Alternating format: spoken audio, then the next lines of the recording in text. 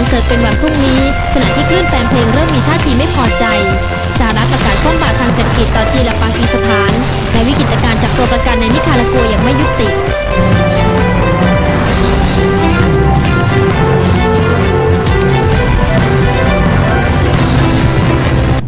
สวัสดีค่ะสวัสดีครับ